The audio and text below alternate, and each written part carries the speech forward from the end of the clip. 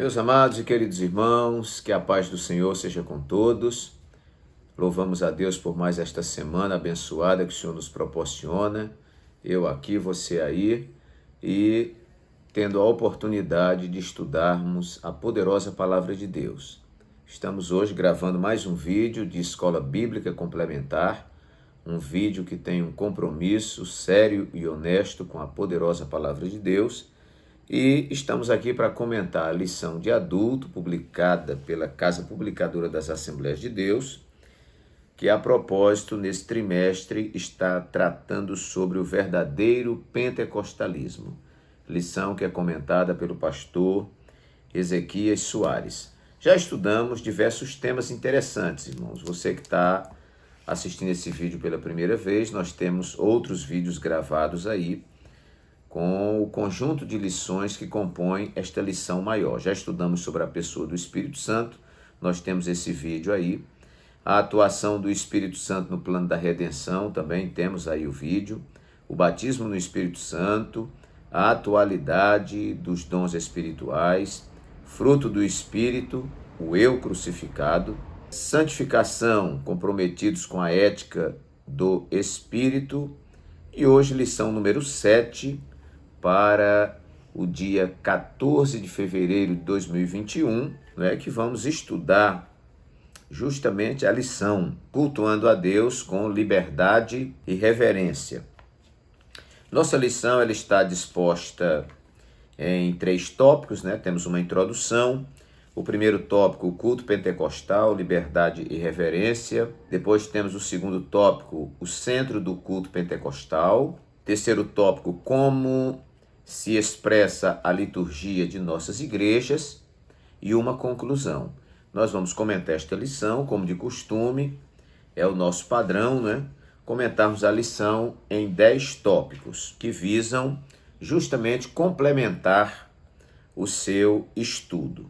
O nosso textuário nos diz assim: Deus é eterno, e importa que os que o adorem em espírito e em verdade. João 4, 24. A nossa verdade prática nos diz: adoração em espírito diz respeito à posição espiritual do adorador. Isto quer dizer que o que vale diante de Deus é como adorar, não onde adorar. Ok, queridos, a nossa leitura bíblica em classe se encontra na primeira carta de Paulo aos Coríntios, capítulo 14, versículos 26 a 32. Que fareis, pois, irmãos? Quando vos ajuntais, cada um de vós tem salmo, tem doutrina, tem revelação, tem língua, tem interpretação. Faça-se tudo para edificação.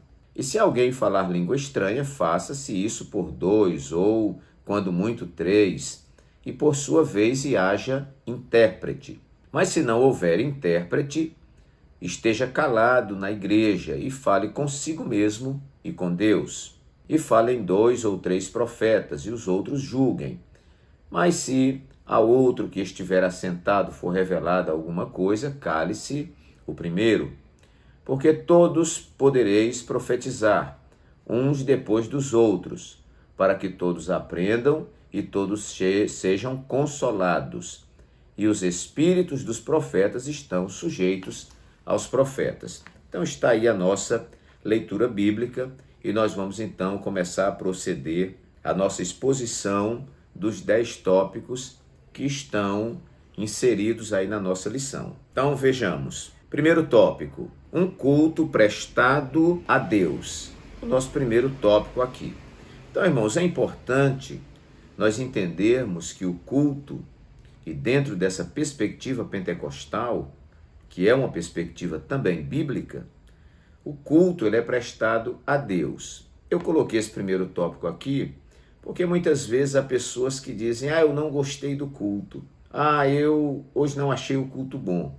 Como se o culto fosse para ele. O culto não é para você, nem é para mim. O culto é oferecido a Deus.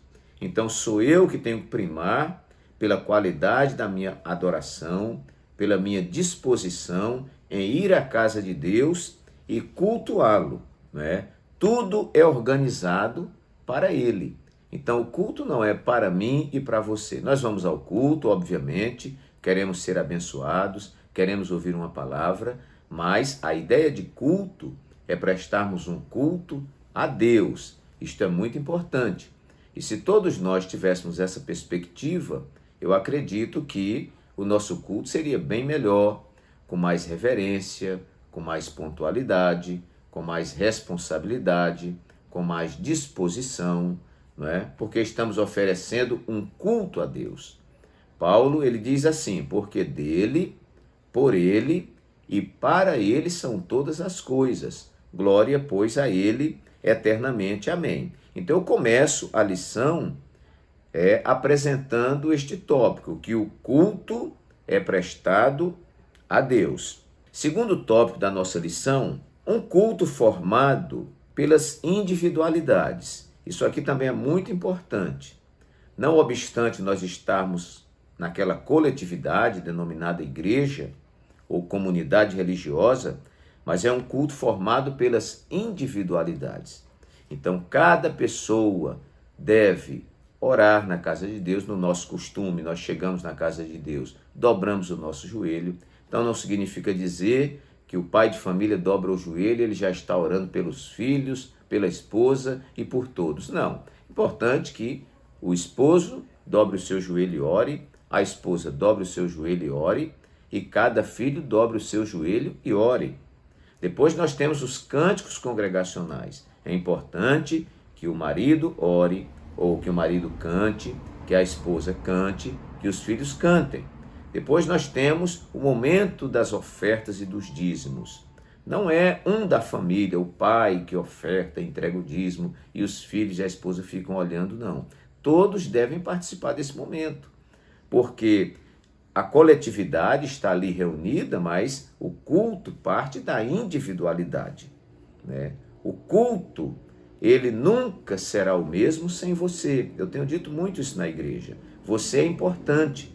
Talvez alguém diga: eu não vou à igreja, a igreja lá tem muitos membros, ninguém vai sentir minha falta, o pastor não vai sentir minha falta, ninguém vai sentir minha falta.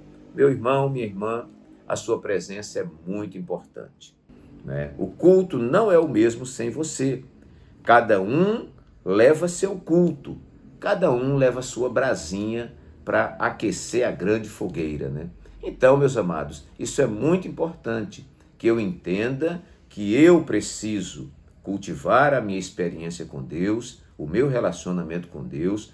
Eu individualmente devo oferecer o meu culto a Deus, mesmo estando inserido em uma coletividade. Então, eu gostaria que você guardasse bem esses tópicos aqui. O terceiro tópico, ele diz assim: um culto formado pela coletividade. Muito importante. Já nós temos pessoas que já estão desigrejados. Eles dizem: não, eu não preciso de igreja, não preciso de pastor, eu não preciso entregar dízimo em igreja, nada. Eu vou ser crente em casa. Eu ligo lá, ouço uma música, depois eu posso ouvir uma pregação pela TV ou pelo rádio, não é? E vou cultuar em casa. Não é? Nós sabemos, irmãos, que isso é uma falácia de Satanás, é um engano, e muita gente tem se desconectado da igreja, vive uma vida sem ter um pastor, né? Vive uma vida sem comunhão com as pessoas, em um mundo isolado, e isso nunca foi uma perspectiva de Cristo, uma perspectiva do cristianismo e da igreja.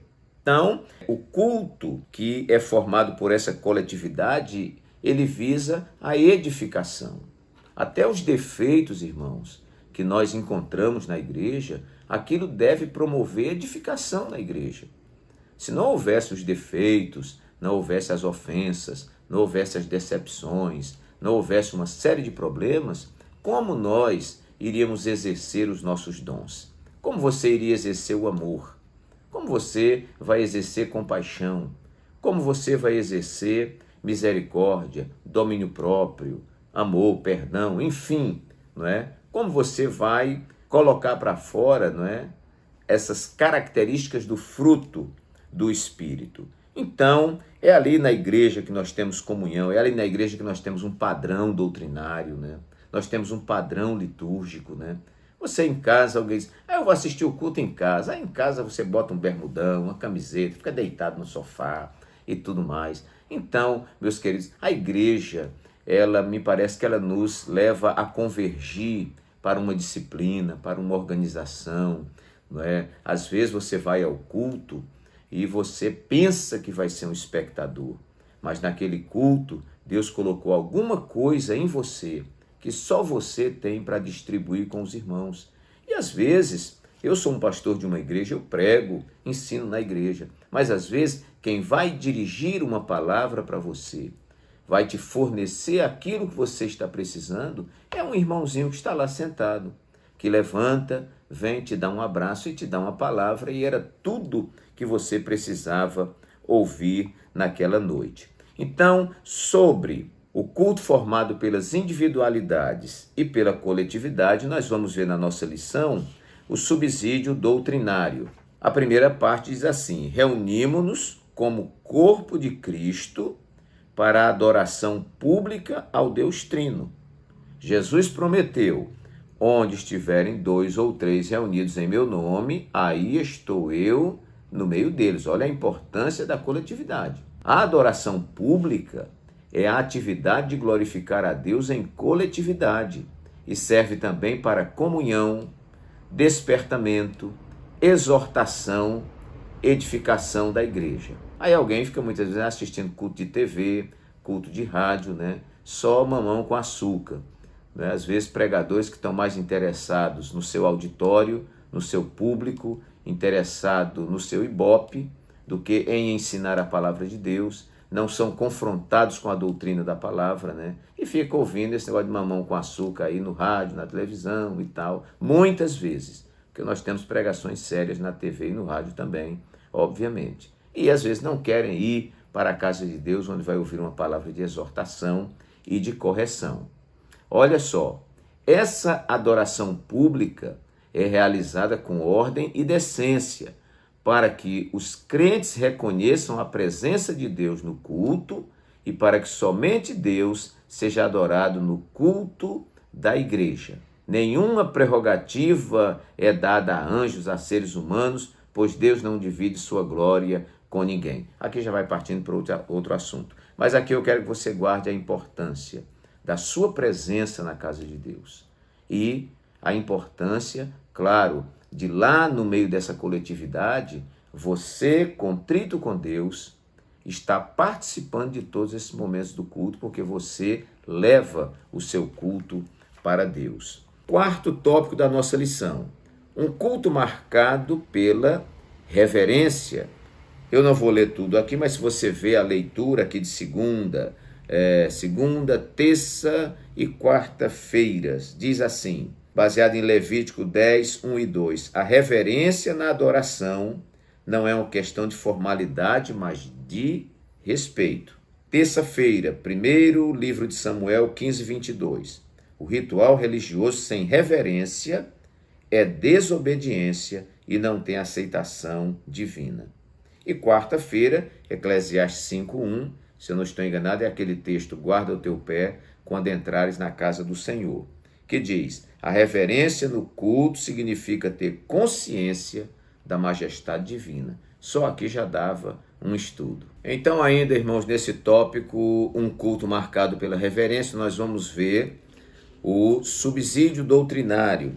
Então essa parte é que vai dizer que essa adoração pública é realizada com ordem e decência, para que os crentes reconheçam a presença de Deus no culto e para que somente Deus seja adorado na sua majestade, ou seja, adorado no culto da igreja.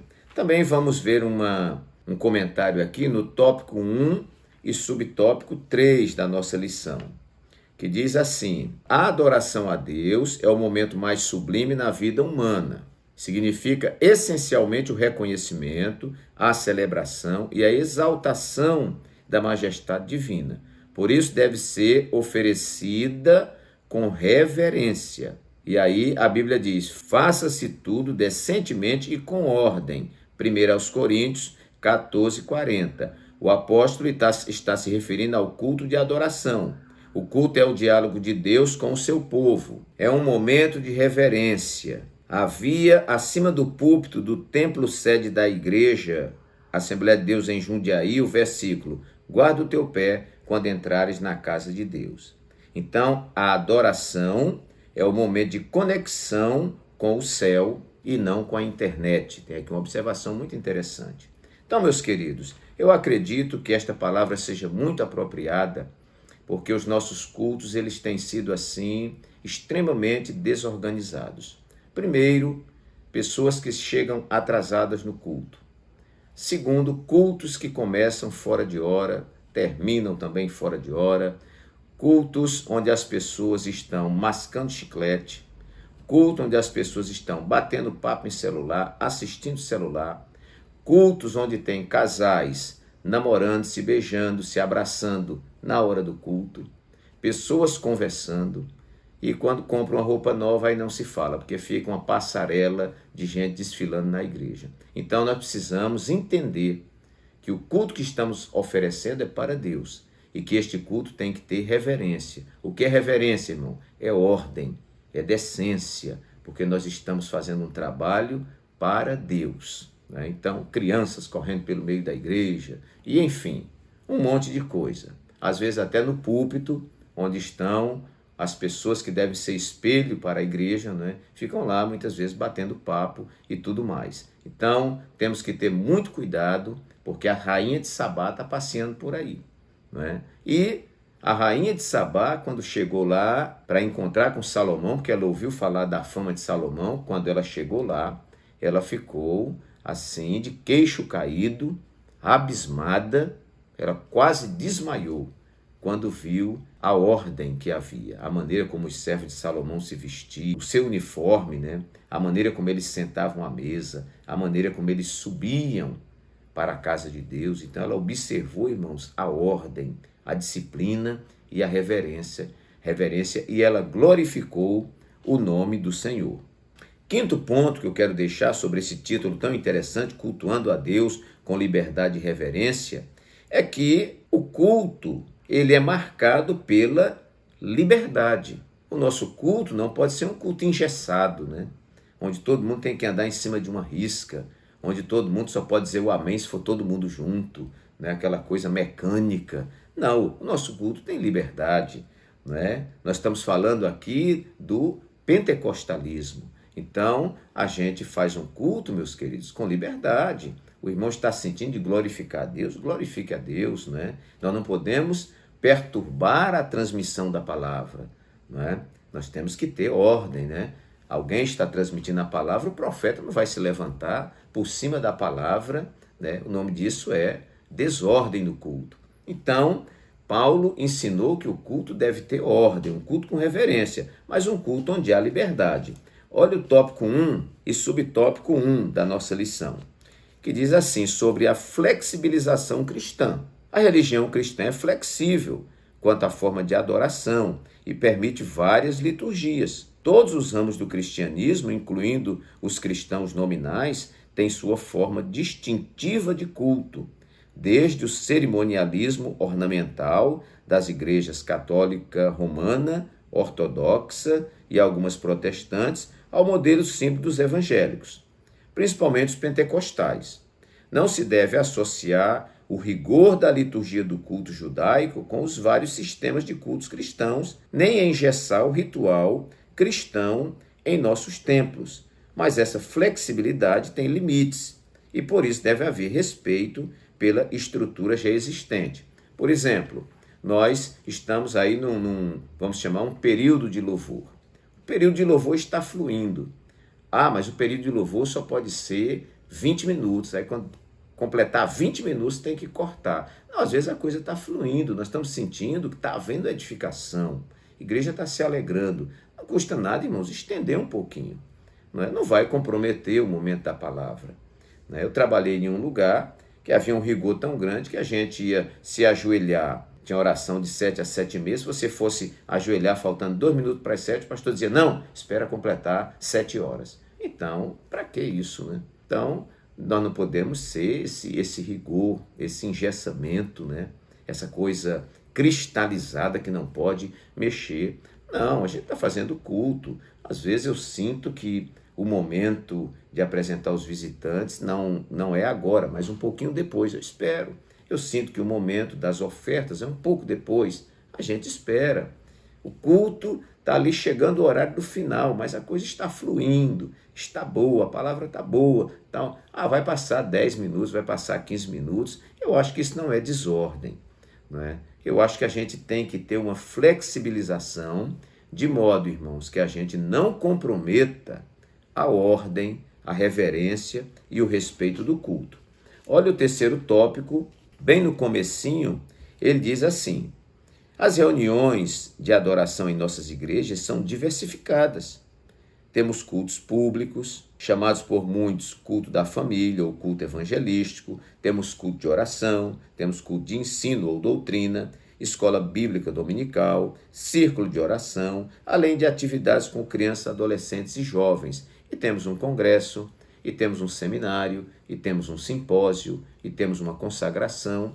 Nós podemos diversificar, não tem problema nenhum, né? Isto não compromete a ordem e a decência do culto, né?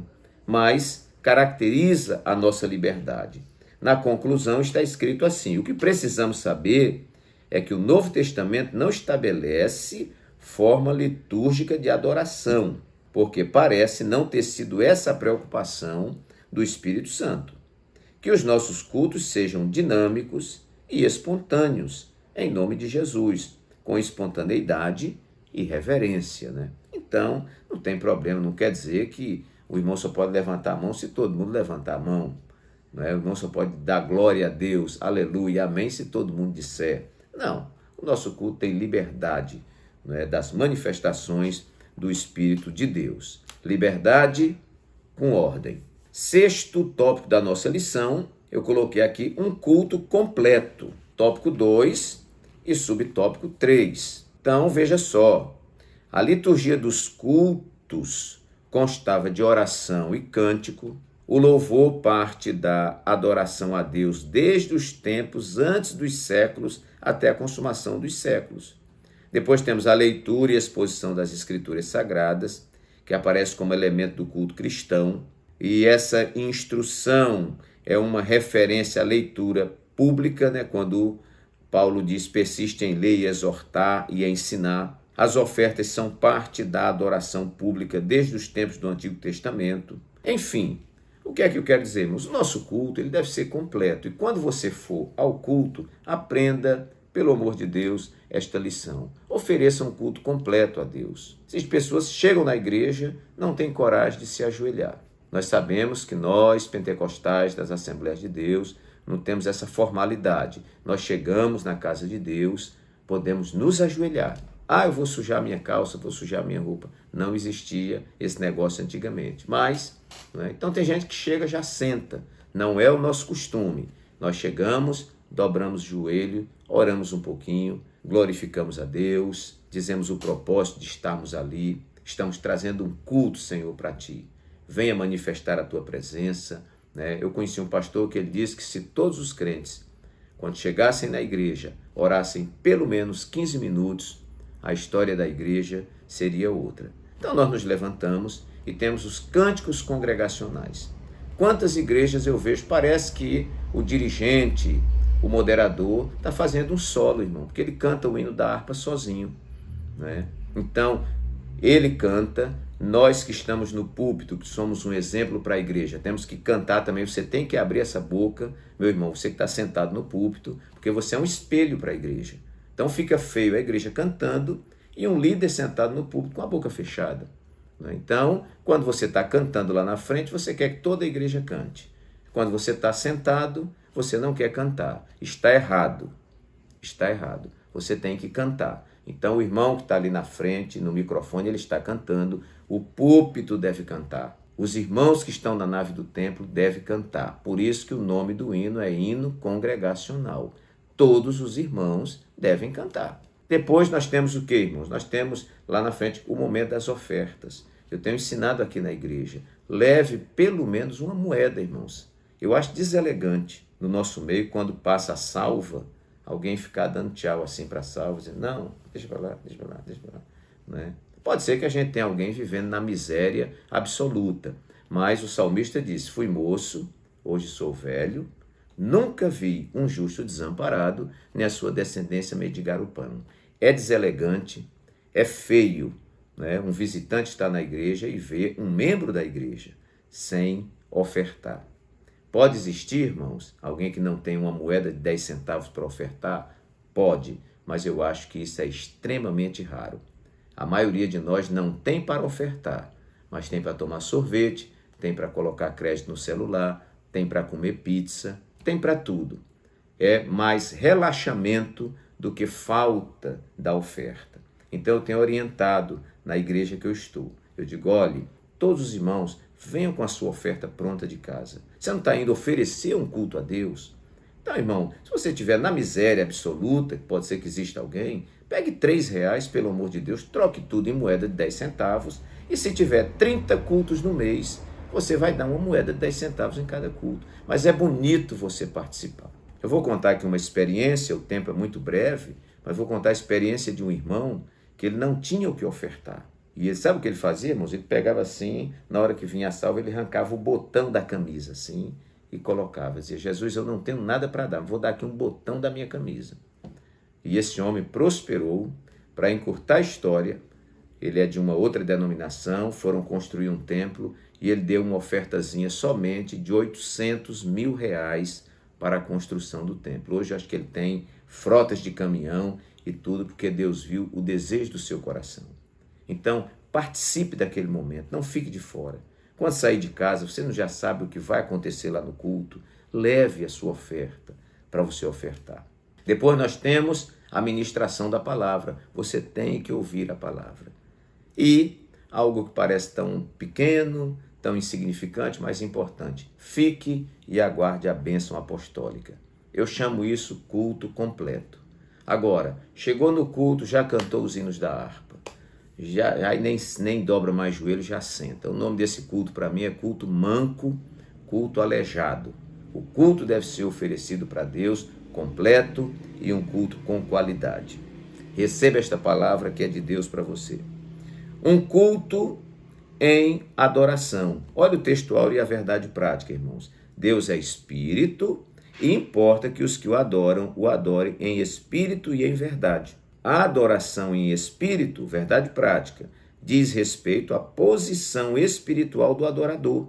Isso quer dizer que o que vale diante de Deus é como adorar, não onde adorar. É a forma como nós adoramos ao Senhor, né? E esse culto é um culto em adoração pentecostal. Nós temos liberdade de dar glória a Deus, de darmos aleluia, de adorarmos a Deus, irmão. Se você quer fechar os seus olhos, feche os seus olhos.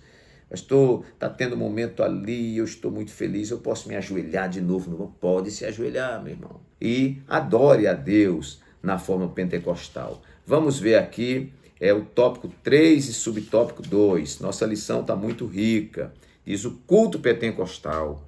Nossas reuniões coletivas de adoração apresentam as mesmas características dos cultos em Corinto. As manifestações nos cultos que o apóstolo menciona em 1 Coríntios 14 são reais entre nós, que diz assim, quando vos ajuntais, cada um de vós tem salmo, tem doutrina, tem revelação, tem língua, tem interpretação. Nossos irmãos e irmãs entendem essa linguagem com facilidade, pois vivemos essas mesmas experiências. São expressões espontâneas no Espírito Santo. Então, queridos, nosso culto é um culto em adoração. Quando eu falo em adoração, é porque tudo é para Ele. Adorar a Deus não é ficar pedindo, não é nem ficar agradecendo e nem intercedendo. Adorar a Deus é você elogiá-lo. É dizer, Deus, Tu és grande, Tu és poderoso, Tu és maravilhoso, glória seja dada ao Teu nome para sempre. Vamos então para o nosso 8º tópico. Um culto onde haja edificação para a igreja. Então o culto pode ter alegria, o culto pode ter línguas, o culto pode ter profecia, o culto pode ter glorificação, o culto pode ter oferta, o culto pode ter oração, pode ter cântico, pode ter tudo. Agora, existe um padrão, irmãos. O nosso culto tem que ter edificação. Culto onde haja edificação. Na nossa leitura de sexta-feira, diz assim: a espiritualidade pentecostal não elimina a maturidade e nem o bom senso. Então, pode acontecer tudo, né? Ah, pastor, o irmão estava no culto e o irmão caiu. O irmão pode cair, pastor? De repente ele pode cair.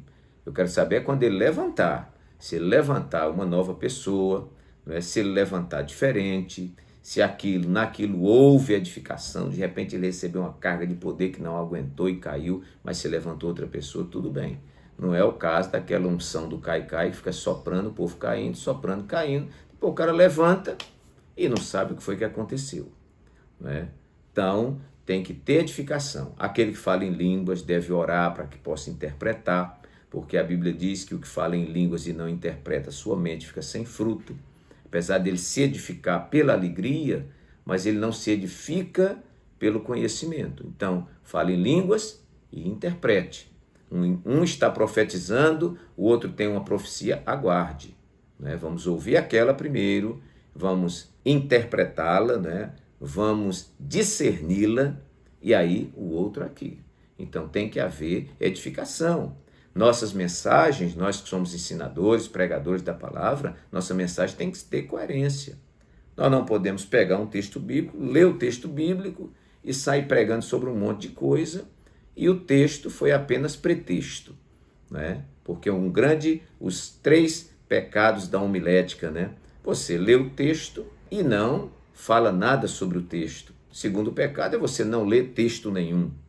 E o terceiro pecado é você ler o texto e dizer que o texto está dizendo uma coisa que ele nunca sonhou em dizer. Então, muitas vezes, a mensagem que é transmitida no púlpito não traz edificação, porque não traz conhecimento. Quem ouve não entende nada, né? Então, isso não é edificação. Nós estamos cantando muitos hinos na igreja que não trazem nenhuma edificação. São hinos de revanche, hinos de revolta, hinos de trauma, né? Hinos onde o irmão vai ficar, o inimigo vai ficar na arquibancada e você vai ficar em cima do palco, né? E o inimigo vai morrer e não sei o que e tal. E a gente não vê o nome do Senhor sendo glorificado. Então temos que ter muito cuidado. Esses hinos não promovem edificação, eles podem promover contenda, ira, né? Cólera, inveja e outras coisas, mas não promovem edificação. Quando eu digo edificação, é que tudo que acontece no culto tem que contribuir para a nossa instrução, para o nosso desenvolvimento, para o nosso melhoramento espiritual. Pastor, fui a um culto, foi um culto tão abençoado, eu fiquei tão alegre. Meu irmão, o pastor leu onde? Não sei. Falou sobre o quê? Não sei. Mas como é que foi abençoado? Não sei, pastor. Eu sei que todo mundo estava alegre, todo mundo estava pulando, e eu entrei no pula-pula também, mas não entendi nada, não sei de nada. Esse culto não foi um culto de edificação. E nós temos que ter cuidado, né? Porque o culto, ele existe para edificação. Olha o versículo 26 da lição. Que fareis, pois, irmãos, quando vos ajuntais? Cada um de vós tem salmo, tem doutrina, tem revelação, tem língua, tem interpretação, faça-se tudo para edificação. Olha que coisa linda. Versículos 31 e 32. Porque todos podereis profetizar, uns depois dos outros, para que todos aprendam e todos sejam consolados. E os espíritos dos profetas estão sujeitos aos profetas. Aqui não está dizendo que é o Espírito Santo que está sujeito ao profeta, não. O espírito dos profetas. Porque a gente não fica como se fosse no espiritismo, né, que diz que o indivíduo é tomado e quando ele acorda não sabe nem onde ele estava. O Espírito Santo nos usa, mas nós não perdemos as faculdades mentais, o discernimento, o equilíbrio, nós não perdemos, tá, irmãos? Então, tudo isso é para edificação. O próprio Espírito Profeta que está trabalhando nesse momento espiritual, ele deve ter disciplina, né, para que não promova uma confusão. Nosso Deus não é Deus de confusão. 9º lugar, Um culto cristocêntrico.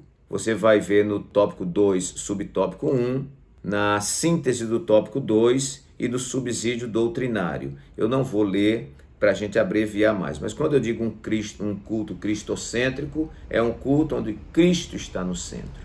A nossa mensagem deve falar de Cristo, né? Ele é o centro. Não é a denominação que é o centro, não é o pastor que é o centro, não é o tema lá que é o centro. O nosso culto é um culto cristocêntrico.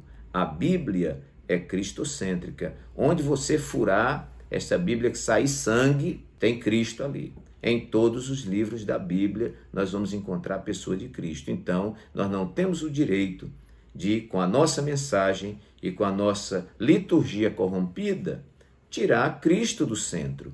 Ele é o centro, não é, da nossa liturgia, um culto cristocêntrico. Eu vou ler aqui, pelo menos, a síntese, né? O Senhor Jesus é o centro da nossa adoração e da mensagem pregada pela nossa igreja, ponto. Não precisa mais comentar nada. E, por último, irmãos, eu coloquei aqui um culto democrático, 10º lugar, baseado no 3º tópico e subtópico 1º, que diz assim: nossas reuniões de adoração. A nossa liturgia é simples e permite que quaisquer irmãos e irmãs adorem a Deus com liberdade. A nenhum deles é negado o púlpito. Todos têm a oportunidade de falar à igreja o que Jesus fez na sua vida. Claro, né, irmão? Às vezes o irmão dá um escorregãozinho aqui, diz uma coisa que não devia ali, mas a gente, com muito cuidado, a gente entende o que ele está querendo dizer. São os testemunhos sobre a salvação, sobre cura, sobre libertação e outras bênçãos. A maioria baseia a sua fé nos relatos bíblicos, e são os milagres registrados na Bíblia que inspiram e levam os irmãos a receberem a bênção. Foi dessa maneira que crescemos e nos tornamos a maior denominação evangélica do país. O Deus que nos trouxe até aqui, Ele mesmo nos conduzirá pelo seu Espírito até a vinda de Jesus. Essa adoração a Deus é em espírito e em verdade. Então, irmãos, no nosso culto, obviamente que todo mundo entende os momentos, né? Você não vai colocar uma criança para dar a doutrina da igreja. Mas nós temos o culto infantil. E quantas vezes Deus fala comigo no culto infantil?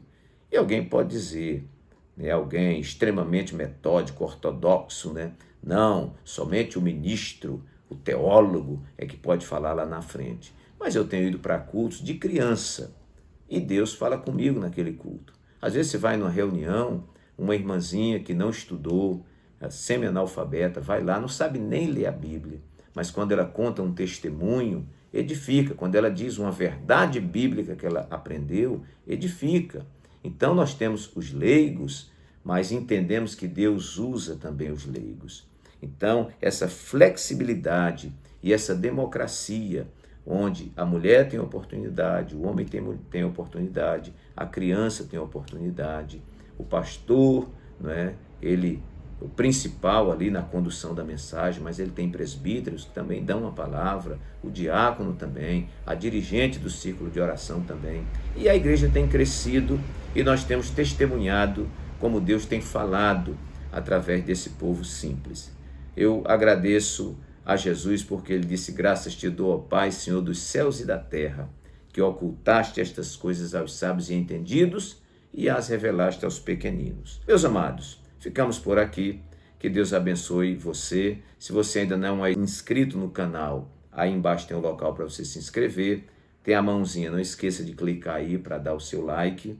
Faça o seu comentário e compartilhe esse vídeo nas redes sociais e na igreja que você está trabalhando, congregando.